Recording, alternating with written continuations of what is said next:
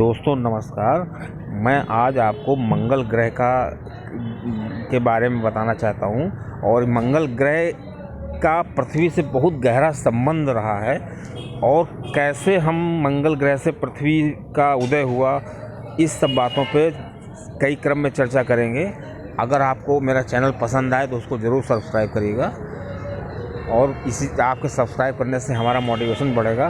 दोस्तों, पृथ्वी और मंगल का बहुत गहरा संबंध है, क्योंकि हमको पहले पता होना चाहिए ना कि पृथ्वी जो ग्रह होते हैं वो कितने प्रकार के होते हैं, और उससे पहले पता होना चाहिए ग्रह क्या होते हैं। दोस्तों, ब्रह्मांड में जितनी भी पिंड्स हैं, जितनी भी चीज़ें हैं, वो सब कहीं ना कहीं सूर्य से निकली हुई चीज़ें हैं। सूर्य से उनका कोई ना कोई संबंध रहा है। तो सूर्य का जब एक टुकड़ा टूटता है तो उससे क्या होता है कि बहुत बड़े बड़े पिंड होते हैं, वो बहुत गर्म होते हैं, वो कई सालों तक ठंडा हुआ करते हैं। उसके बाद उनमें सिस्टम के द्वारा जीवन संभव होता है, नहीं तो किसी न किसी रूप में वो पिंड के रूप ले लेते हैं।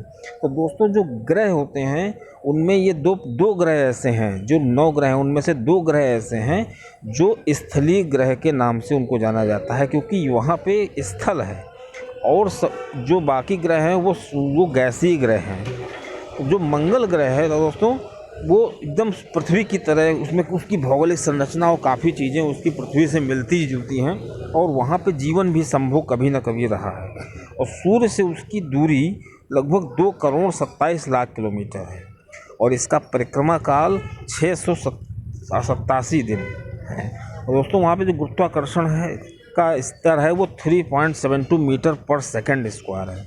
और उसमें बहुत दिलचस्प बात है कि वहाँ पे ज्वालामुखी बहुत होते हैं, इसीलिए उसको लाल ग्रह के नाम से भी जाना जाता है। और यहाँ पे विश्व के सबसे बड़े ज्वालामुखी वहीं पाए जाते हैं, अर्थात जो सौर मंडल के सबसे बड़े जो पर्वत हैं, ये समझ लीजिए, तो उसका जो हमारे देश का माउंटेन एवरेस्ट है उससे भी कई गुना बड़े हैं। उसका नाम है ओलंपस मोन्स, जो कि मंगल ग्रह पे है। मंगल ग्रह की जो भौगोलिक विशेषताएं हैं वो जीवन काल और हम जीवन चक्र है वो पृथ्वी के बहुत समान है। दोस्तों, जैसे पृथ्वी का एक चंद्रमा है, तो चूँकि आपको पता होगा कि जो पृथ्वी थी वो 2 भागों में, मंगल ग्रह के बाद जो पृथ्वी जो थी एक बहुत बड़ा टुकड़ा था, तो ये 2 भागों में टूट गया। इसका जो छोटा भाग था वो चंद्रमा बन गया, और जो बड़ा भाग था वो पृथ्वी बन गया। धीरे धीरे क्या हुआ कि जो चंद्रमा का हिस्सा था वो काफ़ी भारी था, इस वजह से उसने पृथ्वी को गुरुत्वाकर्षण के अकॉर्डिंग कंट्रोल कर लिया, और यहाँ पे एक मैग्नेटिक इफेक्ट प्रोड्यूस हो गया, जिससे कि पृथ्वी पर एक अच्छा जीवन संभव हो गया। लेकिन चूंकि मंगल के भी 2 चंद्रमा थे, मंगल के 2 चंद्रमा थे, पृथ्वी का एक था, मंगल के 2 थे। 2 हैं फोबोस और डिमोस। क्योंकि ये बहुत ही छोटे हैं, ये उस हिसाब से मैग्नेटिक बैलेंस नहीं बना पाए, और वहाँ का जीवन जो है पलायन हो गया। और दोस्तों, ऐसा होता है कि जब कहीं कोई नया ग्रह बनता है तो उसमें सबसे पहले छोटे जीवाश्म पैदा होते हैं, छोटे बैक्टीरिया। जीवन की शुरुआत बैक्टीरिया से होती है, और चूँकि वैज्ञानिकों को चंद्रमा पे जल का सबूत मिल चुका है, तो उस जल में छोटे बैक्टीरिया बनते हैं पहले, और करोड़ों साल लग जाते हैं उनको जीव बनने में।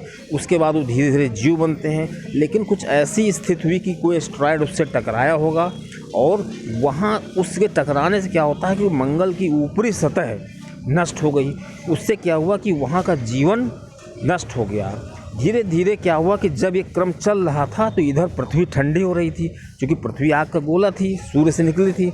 जब वो ठंडी हो रही थी तो उसके बाद क्या हुआ कि वो जीवन पृथ्वी में आने लगा, और यहाँ पे चूँकि वो चंद्रमा भी अपना सिस्टम बना चुका था, तो पानी